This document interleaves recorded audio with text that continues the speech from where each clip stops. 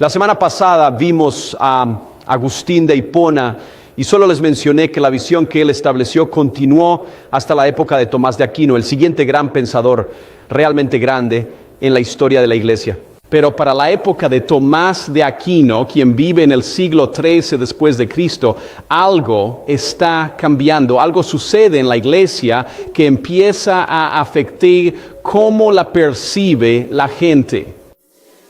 Especialmente la alta jerarquía de la iglesia está perdiendo su enfoque moral y por tanto en cierta medida su capital moral. Esto comenzó realmente en el siglo XII, cuando el Papa Urbano II autorizó la primera cruzada. Fue en 1095, recuerden, y la cruzada partió en 1099, justo al cambio de ese siglo.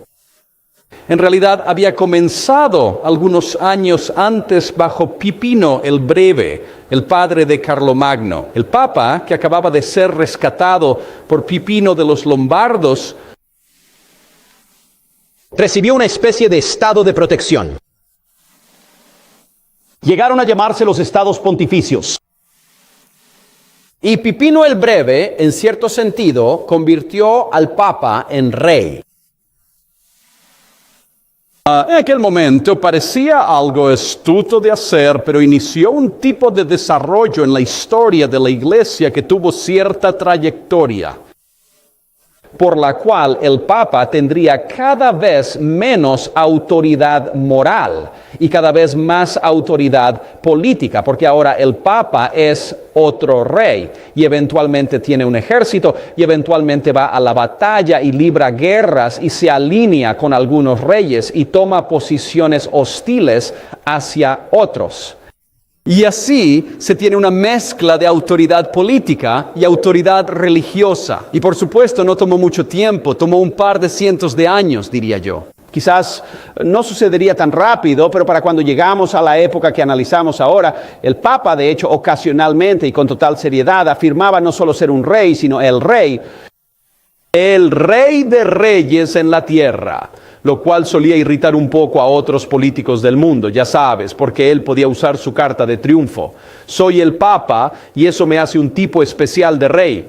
Así que para cuando llegamos al inicio de las cruzadas, escuchamos ese tipo de retórica por parte del Papa y la gente empieza a preguntarse, ¿qué es esto exactamente? ¿Entiendes?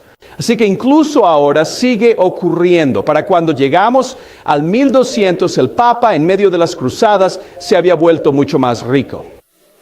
Las cruzadas fueron una gran operación lucrativa, especialmente para Italia. Impulsaron los inicios del Renacimiento, este flujo de ingresos hacia Italia en particular y Europa en general. Y el Papa estaba justo en el centro, disfrutando de la riqueza y los ingresos que llegaban. Luego las cosas empeoraron aún más durante lo que se llama el Papado de Aviñón. Si conoce la historia de la iglesia, sabe que en el siglo XIV, durante unos 70 años, el Papa en realidad no estaba en Roma, sino en Francia, en una pequeña región llamada Aviñón. A esto a veces se le llamó el cautiverio babilónico del papado, porque durante 70 años ahí está el Papa. Bueno, ese resulta ser el momento en que el rey de Francia mantiene un conflicto prolongado con el rey de Inglaterra, conocido como la Guerra de los 100 años. Y durante la Guerra de los 100 años, el Papa está bajo el control del rey francés y empieza a ser visto por la gente en general, especialmente por los ingleses, como un lacayo francés. Y así, ahora el Papa, en lugar de tener ese gran prestigio moral, se está convirtiendo solo en un peón de la política de Europa, y eso no ayudó mucho al respeto que se le tenía al Papa. Y para empeorar aún más las cosas, cuando llegamos a finales de los siglos XIV y XV y al final de la Guerra de los 100 años, recuerden que Juana de Arco fue una figura clave en ese momento, pero a medida que la Guerra de los 100 años llega a su fin,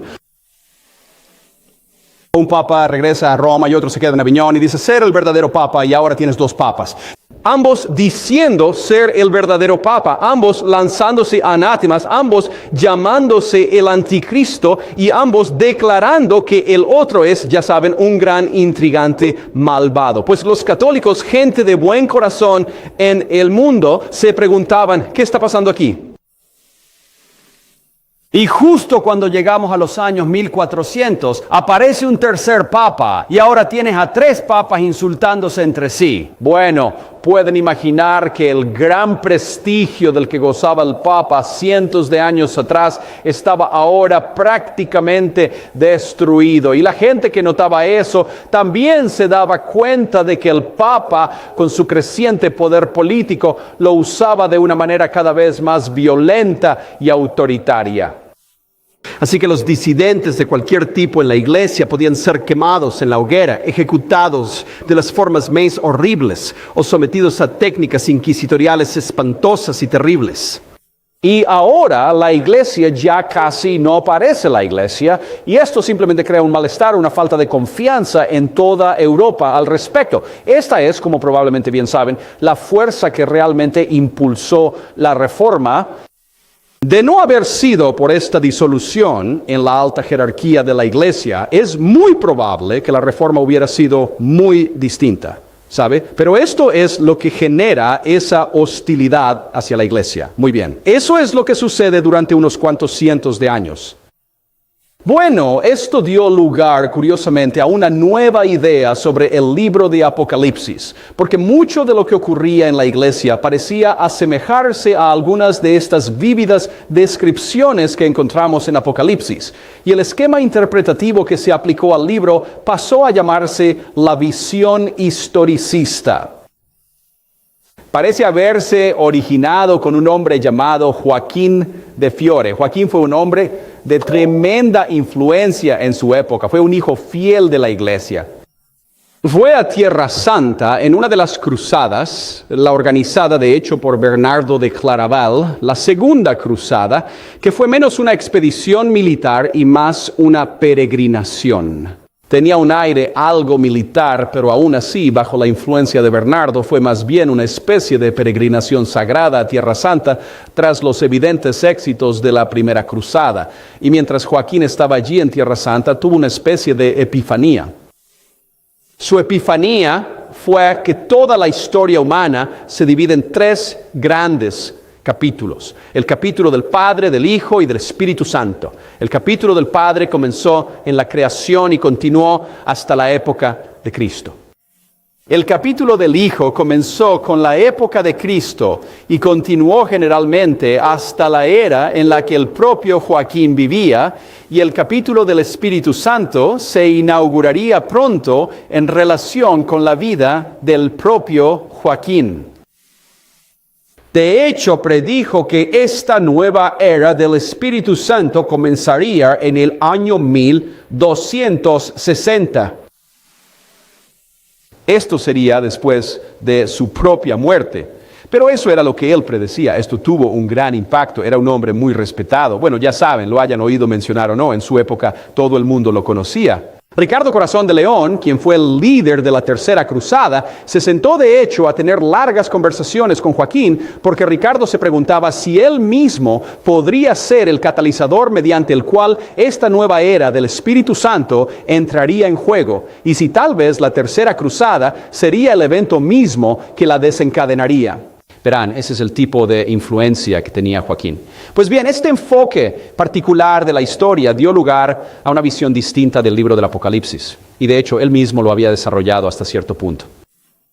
Él afirmaba que cuando lees el libro del Apocalipsis y encuentras una referencia a 1260 días, o 3 años y medio, o 42 meses, verás que todas esas referencias en el Apocalipsis deben interpretarse como años. Y esto pasó a llamarse la teoría de día por año. Así hace que toda la naturaleza predictiva del Apocalipsis se extienda hacia el futuro, por lo que equivale a quizás cientos de años y finalmente miles de años. Él creía que el Apocalipsis describía, por tanto, eventos de la historia occidental que comenzaban con la época de los apóstoles y continuaban en general hasta el presente de la vida de Joaquín.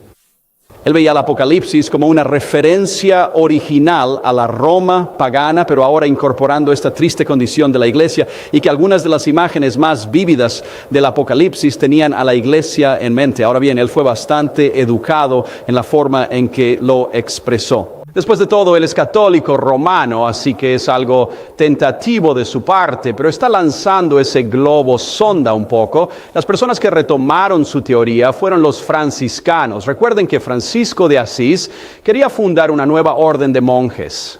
Fue ante el Papa. El Papa dijo que no.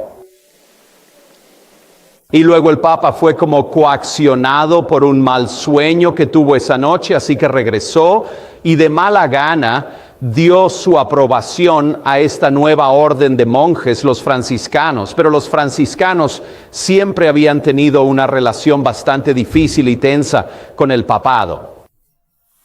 No parecían monjes normales. Los monjes normales, ya sabe, van al monasterio. Los franciscanos salieron del monasterio a las calles, a las carreteras, a los caminos, llevaron el ministerio a la gente. Benditos sean, en mi opinión, fueron una expresión maravillosa del verdadero espíritu del ministerio cristiano. Pero los líderes de la iglesia los veían con gran sospecha y siempre fueron un poco marginados por ello. Así que esta visión que había desarrollado Joaquín se volvió bastante atractiva para los franciscanos y comenzaron a desarrollar, por cierto, esto no es obra de Francisco mismo, él ya se ha ido, pero la orden franciscana, al menos algunos de ellos comenzaron a adoptar esta idea y de ellos pasó a un hombre llamado Nicolás de Lira. Nicolás de Lira, de nuevo, fue un erudito bíblico muy influyente en su época. Algunos lo consideran el exégeta bíblico más influyente de toda esa era. Nació judío. Se convirtió a la fe católica siendo joven. Ingresó en la orden franciscana en 1291. Se doctoró en la Sorbona y llegó a ser el superior de todos los franciscanos en Francia en el año 1319 y quedó profundamente marcado por esta visión que se originó con Joaquín. Escribió un comentario sobre toda la Biblia. No se publicó porque aún no tenían la imprenta de Gutenberg. Pero como dato curioso de la historia de la iglesia, el primer comentario completo de la Biblia, impreso en una imprenta de Gutenberg, fue el escrito por Nicolás de Lira, unos 100 años después de su muerte. Así que su obra fue muy importante, muy influyente. El estilo del comentario consistía en que cada página de la Biblia era un recuadro en una página más amplia de notas. Así que si pueden verlo, verán que el pequeño recuadro en el centro es el texto bíblico. Todo el material circundante es, de hecho, su comentario sobre el contenido de las Escrituras.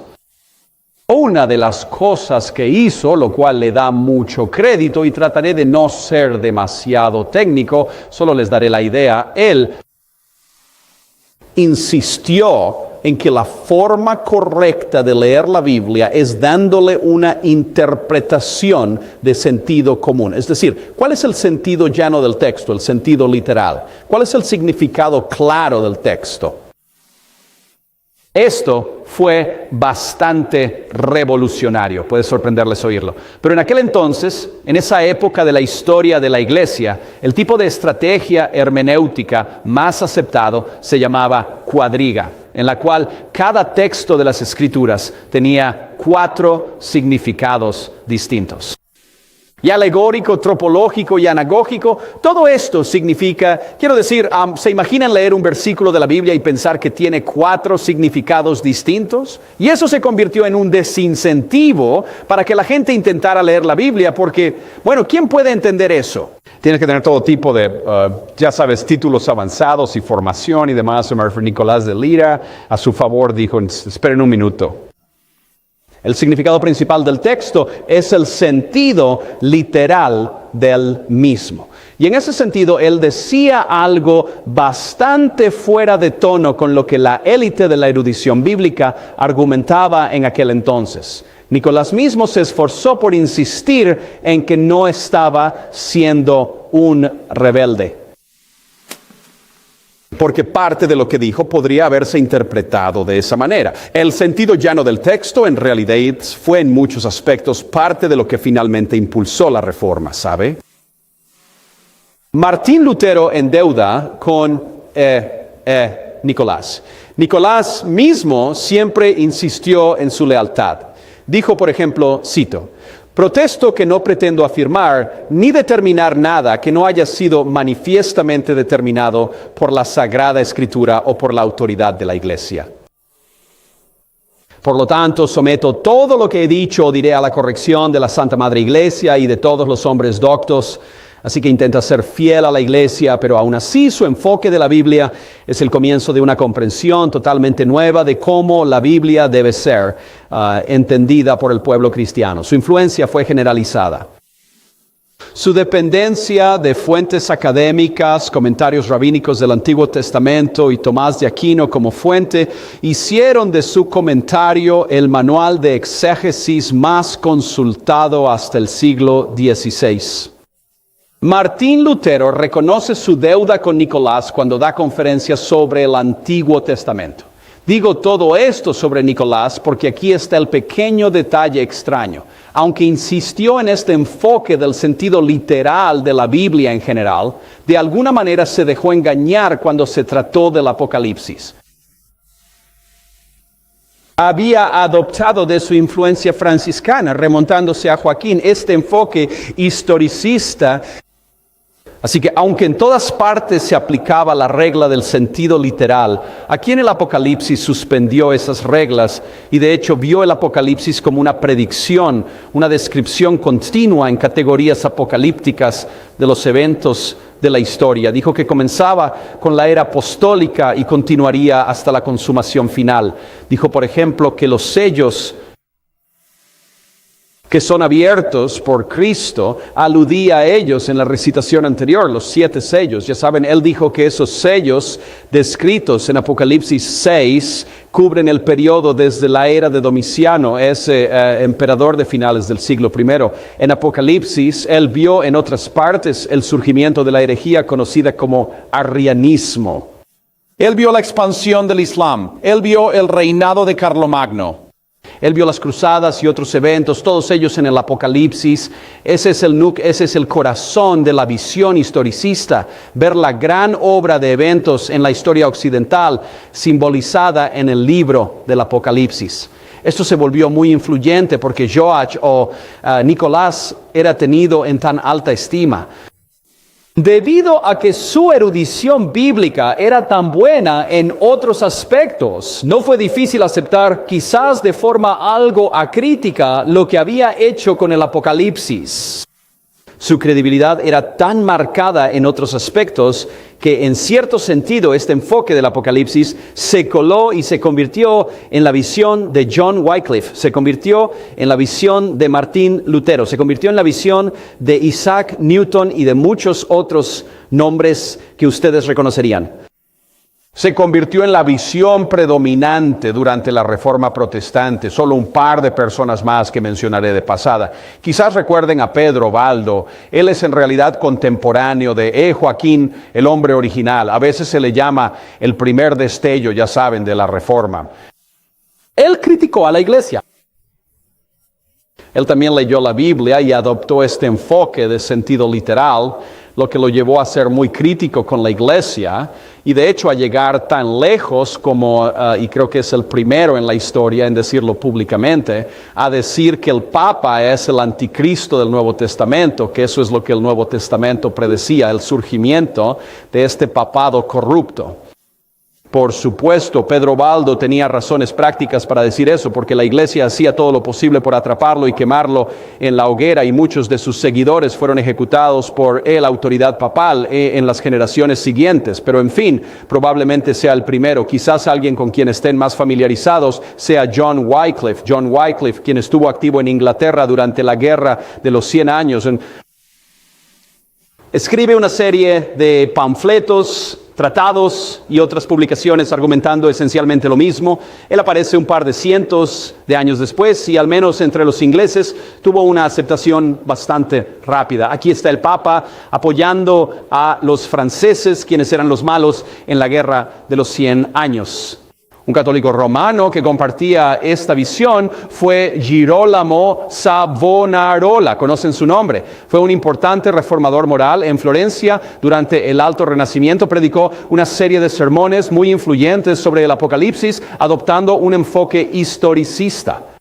Él dijo directamente que la iglesia era la ramera del capítulo 13 del libro de Apocalipsis y demás. También dijo que, bueno, no diré esto, estuvo a punto que yo sepa de decir que el Papa era el anticristo. Así que en el momento en que la autoridad papal realmente descendió a quizás su punto más bajo y dramático de la historia, casi se puede imaginar a la gente leyendo la Biblia y viendo allí a esta institución corrupta reflejada en las diversas descripciones que encontramos en el Apocalipsis y en otros lugares. Bueno, por supuesto, para cuando llegamos a la Reforma, esto había cobrado vida propia. Existía un fuerte deseo de ver el Apocalipsis como una polémica contra la Iglesia Católica Romana. En el Nuevo Testamento tenemos 3 personajes notorios. Uno es conocido como la bestia, eso es el Apocalipsis. Uno es conocido como el hombre de pecado.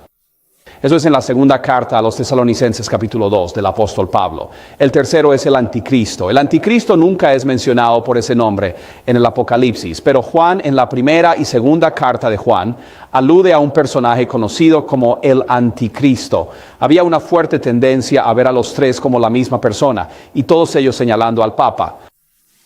El ascenso y la caída del anticristo, tal como se describe en el Nuevo Testamento, se interpretó entonces como una descripción apocalíptica del ascenso y la caída del papado, lo cual fue parte de lo que inspiró, por supuesto, los esfuerzos de la Reforma de Lutero y otros. Las imágenes en la civilización occidental, lamento decir que las imágenes del Apocalipsis, ya que eran el contexto del anticristo, se convirtieron en descripciones de eventos en la historia occidental que rodeaban al papado. Así que, de nuevo, parecía encajar con el tipo de impulso de imaginación interpretativa que estaba ocurriendo. Martín Lutero mismo, curiosamente, tenía una visión muy tentativa del Apocalipsis. En su prefacio al libro, en su traducción del Nuevo Testamento, escribe esto. Dice, cito, sobre este libro, el Apocalipsis, dejo a cada uno libre de tener sus propias opiniones. No quisiera que nadie se viera atado por mi opinión o juicio. Digo lo que siento. Extraño más de una cosa en este libro, y eso me hace considerarlo ni apostólico ni profético. Así que Lutero no solo tenía dudas sobre el libro de Santiago, sino que tenía serias dudas sobre el libro de Apocalipsis. Especialmente le disgustaban todas las imágenes, los cuadros coloridos y las descripciones apocalípticas que encontramos allí. Dijo esto, cito, ante todo, los apóstoles no tratan con visiones, sino que profetizan con palabras claras y sencillas, como hacen Pedro y Pablo y Cristo en el Evangelio. Pues al oficio apostólico le corresponde hablar claramente de Cristo y sus obras sin imágenes ni visiones. Además, no hay profeta en el Antiguo Testamento, por no hablar del Nuevo, que trate tan exclusivamente con visiones e imágenes. Por mi parte, creo que se aproxima al 4º libro de Esdras. De ninguna manera puedo detectar que el Espíritu Santo lo haya producido. Esdras era un escrito apocalíptico judío muy popular en el primer siglo que surgió de la era helenística y que estaba lleno de descripciones fantasiosas. Lutero piensa que tiene más en común con Esdras que con la Biblia. Criticó las afirmaciones extravagantes del autor del Apocalipsis. Dijo, ¿quién es este tipo para decir que si restas una palabra de esta profecía, Dios te restará todas las bendiciones aquí descritas y así sucesivamente? Simplemente le parece demasiado extravagante, demasiado exagerado. Lutero, sin embargo, finalmente lo dejó al juicio individual. Dijo, finalmente, que cada uno piense según lo guíe su propio espíritu. Mi espíritu no puede adaptarse a este libro. Para mí, esta es razón suficiente para no tenerlo en alta estima. Cristo no es enseñado ni conocido en él. Me pregunto, ¿alguna vez lo leyó? Pero eso es otro. Me gusta Lutero, lo sabes, ¿verdad? Sí, es uno de mis héroes, así que me duele tener que darte esto. Me gustaría darle un giro, pero no solo los hechos, sin adornos aquí. Pero para enseñar a Cristo, Lutero continúa, esto es lo que un apóstol está obligado sobre todas las cosas a hacer, como dice Cristo en Hechos, seréis mis testigos. Por tanto, me apego a los libros que me presentan a Cristo de la manera más clara y pura. Así que el mismo Lutero mantiene el Apocalipsis en cierta tensión sin apoyarlo realmente, como pueden notar. Sin embargo, y esto es casi una duplicidad en Lutero cuando se trata del Papa, él está perfectamente dispuesto a ver en el Apocalipsis y en otros lugares alusiones al Papa y de hecho, en cierto modo, aplicó descripciones del Apocalipsis a su propia época. Este no es Lutero ahora, es un historiador de la iglesia que no simpatiza con Lutero, llamado Dobon, quien escribió una historia de la Reforma. Pero creo que esta cita es bastante reveladora. Creo que es precisa al menos, si no un poco estilizada, pero escúchenla. Este es Dobon sobre Lutero. Cita, Lutero demostró mediante las revelaciones de Daniel y San Juan y las epístolas de San Pablo, San Pedro y San Judas que el reinado del anticristo predicho y descrito en la Biblia era el papado.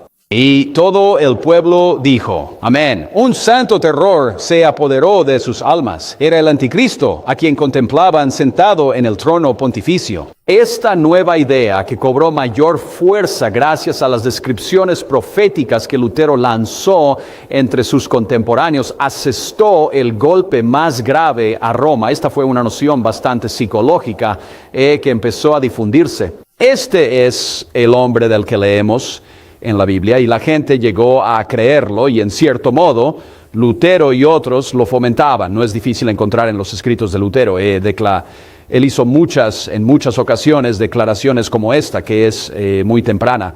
Él dice, aquí estamos convencidos de que el papado es la sede del verdadero y auténtico anticristo. Lo dijo el 18 de agosto de 1520 en un escrito llamado La fe profética de nuestros padres.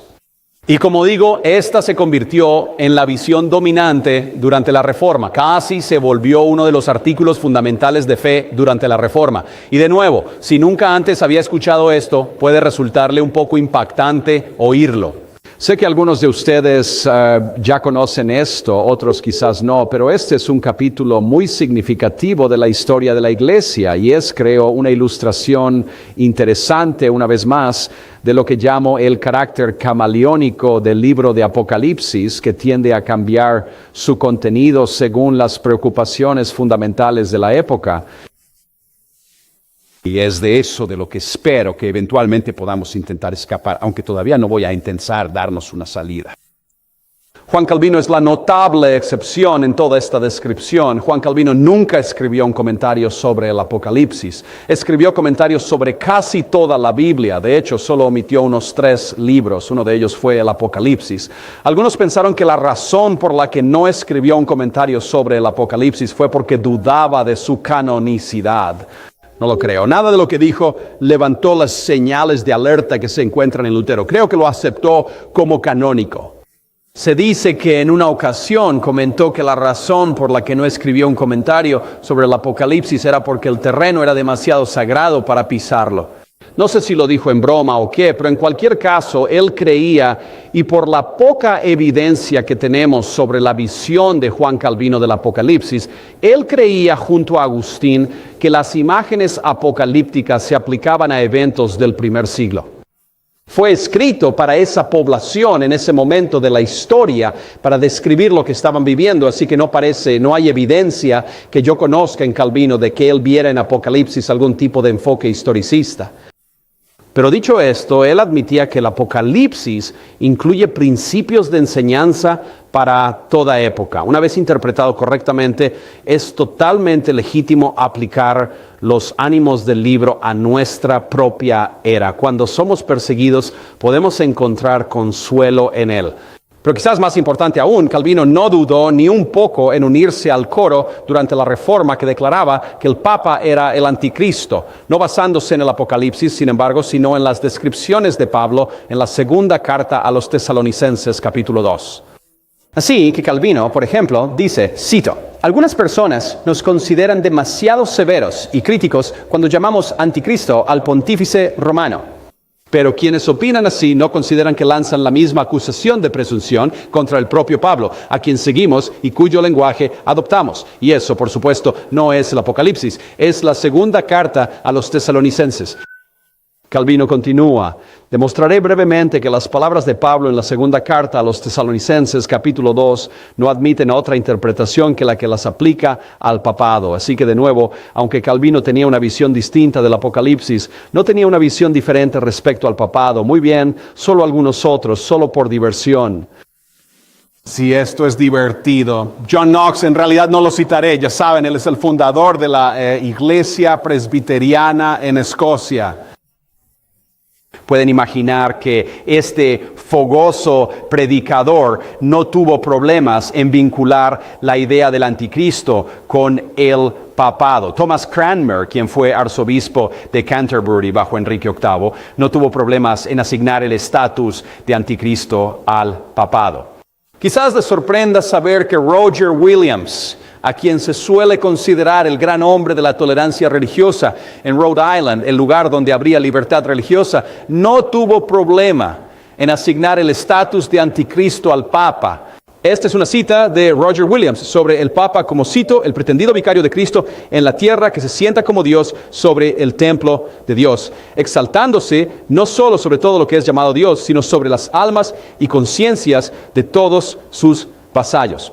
Sí, sobre el Espíritu de Cristo, sobre el Espíritu Santo, sí, y contra Dios mismo, hablando contra el Dios del cielo, pensando en cambiar los tiempos y las leyes, pero Él es el hijo de perdición. Dice eso en un comentario sobre 2 de Tesalonicenses 2, la fe profética, citado en un libro llamado La fe profética de nuestros padres. Así que Roger Williams también se unió al coro. La Confesión de Fe de Westminster, edición de 1647, cita: no hay otro cabeza de la Iglesia sino el Señor Jesucristo, ni puede el Papa de Roma en ningún sentido ser cabeza de ella, sino que es ese anticristo, ese hombre de pecado e hijo de perdición que se exalta a sí mismo en la Iglesia contra Cristo y todo lo que se llama Dios. Quizás estés pensando, espera un momento, yo leí la Confesión de Westminster. No recuerdo eso. Está en la nota al pie, porque fue eliminado después, ya que pensadores posteriores que reflexionaron sobre esto creyeron que quizás demasiada gente se estaba dejando llevar por este punto. Y en este punto, simplemente les informo esto porque quiero que entiendan que en aquel entonces se daba por sentado, ya ven, que el Papa era de hecho el anticristo de la Biblia. Los puritanos que siguieron a los reformadores tenían exactamente la misma opinión. Cotton Mather, quizás conozcan su nombre. Él fue un puritano muy influyente en el periodo colonial. John Wesley no es exactamente un puritano, pero vivió en esa época. Él fue el fundador, como saben, de la Iglesia Metodista. John Wesley dice esto, cito: él, refiriéndose al Papa, es en un sentido enfático el hombre de pecado, pues aumenta todo tipo de pecado sin medida, y es muy apropiadamente llamado el hijo de perdición, ya que ha causado la muerte de innumerables multitudes, tanto de sus opositores como de sus seguidores. Es él quien se exalta por encima de todo lo que se llama Dios o es objeto de adoración, reclamando el máximo poder, el máximo honor, reclamando las prerrogativas que pertenecen solo a Dios. Jonathan Edwards comparte esta opinión. Él estaba de acuerdo con la evaluación puritana general de Roma. Estaba de acuerdo con la evaluación de que el Papa era el anticristo.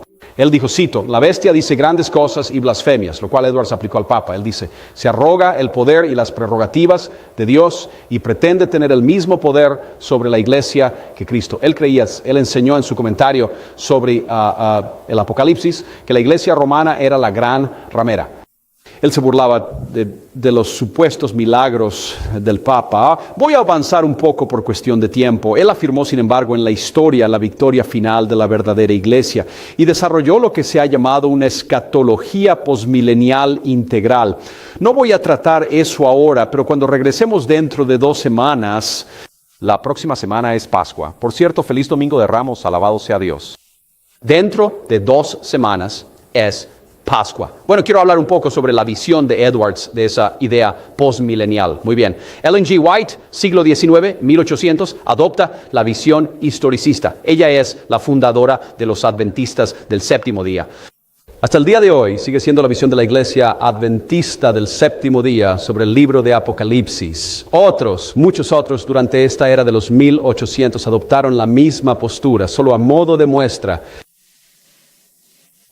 Solo hago esto para que se den una idea de dónde estaba esto ya para cuando llegamos al siglo XIX. Un comentarista bíblico muy influyente llamado Edward Bishop Elliot escribió un tratado muy influyente sobre el Apocalipsis titulado Horae Apocalypticae.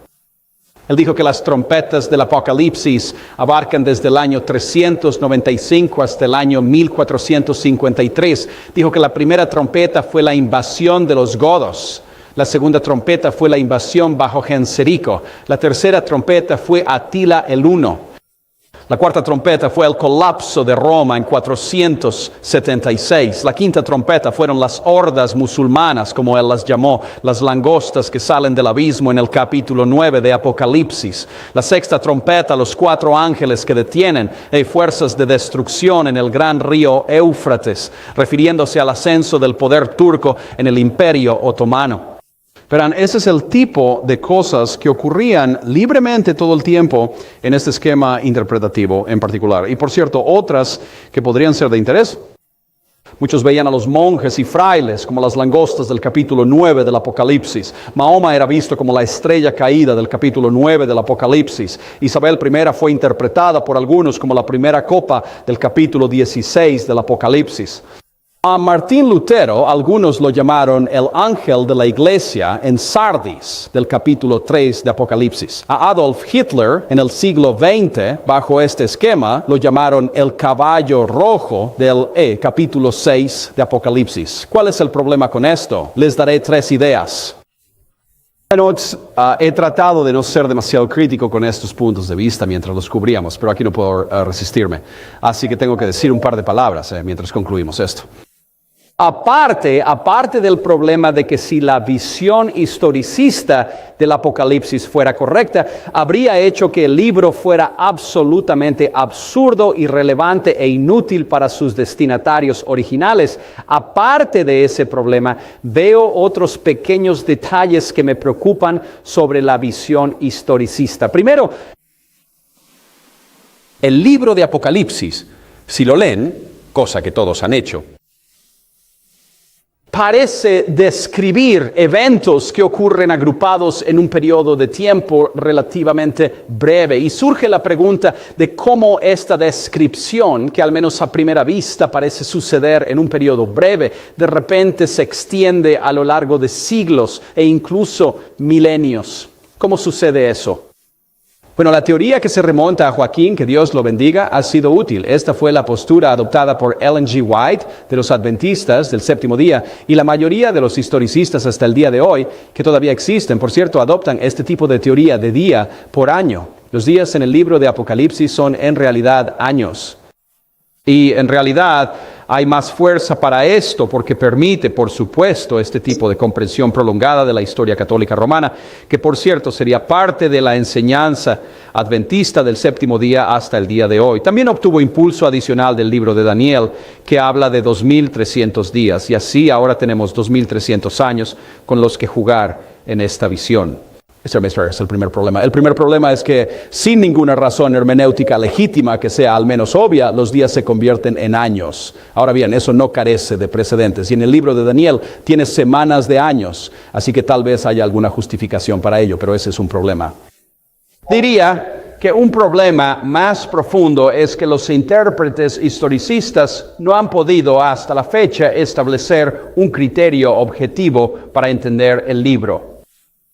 Básicamente requiere que el Apocalipsis se interprete a la luz de eventos externos, de modo que estos se usen para interpretar el libro en lugar de al revés. Ese es siempre un enfoque peligroso para la hermenéutica.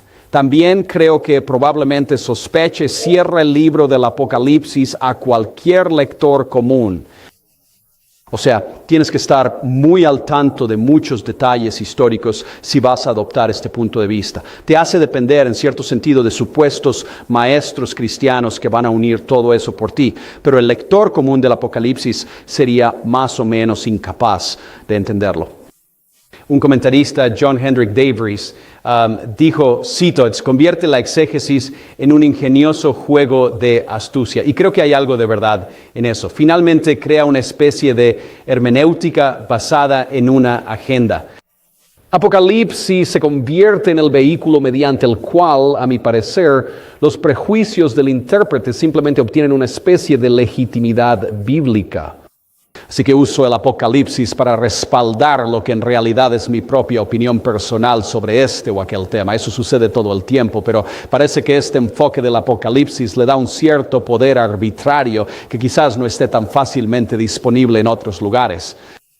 El Apocalipsis se convierte en una especie de libro provinciano. Invariablemente el enfoque historicista ve al Apocalipsis describiendo la historia occidental. No oímos mucho sobre Oriente, no oímos mucho sobre, ya sabes, África, no oímos mucho sobre el resto del mundo. Es la historia occidental la que se convierte en el eje de las descripciones del Apocalipsis. El esquema interpretativo debe rehacerse cada vez que surge una nueva generación con nueva historia occidental que abordar. Tenemos que rehacer el Apocalipsis. Para mí todo esto sugiere que el jurado ya deliberó, llegó a un veredicto y encontró que esta visión no es válida. Así que, si me permiten decirlo, creo que esta visión, aunque algunas de las personas que más respeto, quiero decir, amo a Martín Lutero, ya saben, me gusta Juan Calvino, me gustan todas estas personas, y voy a dejar a Calvino fuera. Este no fue su tratamiento del Apocalipsis, pero incluso las más bien vociferantes y vitriólicas declaraciones sobre el Papa, creo que están un poco exageradas en mi opinión, por lo que pueda valer. Usted puede diferir, pero aún así ahí es donde estamos. Les recordé al principio, y terminaremos con esto, mi lección de escuela dominical sobre un pergamino. Era misterioso. Nadie podía mirar dentro. Nadie podía descifrarlo. Algunos piensan que el pergamino de Apocalipsis 5 y 6 es el libro de Apocalipsis. Tal vez sea así. No lo creo. Pero una cosa es segura. Sea lo que sea que represente, representa esto. Existe una explicación fundamental de las cosas que nos está oculta sin la ayuda de aquel que es digno. ¿De qué trata la historia? ¿Qué es lo que realmente revela? ¿Qué historia está contando? Ha sido tema de incontables comentarios, de incontables pensadores, pero solo hay uno, amigos míos, que es digno. Solo hay uno que puede romper los sellos, abrir el rollo y decirnos de qué se trata. Y si eso es cierto para la historia humana, también lo es para tu propia historia. Hay un sentido en el que en cada una de nuestras vidas hay un pergamino oculto, sellado con 7 sellos. ¿De qué trata mi vida? Si han estado durmiendo durante los últimos 45, 50 minutos, despierten. ¿De qué trata su vida? ¿Cuál es la historia? ¿Qué hay en ese pergamino? Solo hay uno que es digno de abrir el rollo y de hacer que el sentido de tu vida cobre sentido para ti. Y tú no eres esa persona, no eres digno. Solo Cristo puede romper los sellos, abrir el rollo y decirte lo que tu vida realmente significa. Sé que aquí le predico a los convencidos. Dios los bendiga a todos. Pero ustedes conocen a personas que están a la deriva, preguntándose, ¿de qué trata mi vida? Ese pergamino permanece sellado. ¿Hay alguien que es digno de abrir ese pergamino y dar luz? En un mundo donde hay confusión, desesperanza, desesperación, suicidio y una horrible autodestrucción de todo tipo imaginable. Ayudemos todos, con la humildad del Espíritu de Dios en nosotros, en nuestras vidas y en las de otros, a ver ese pergamino abierto por aquel que es digno.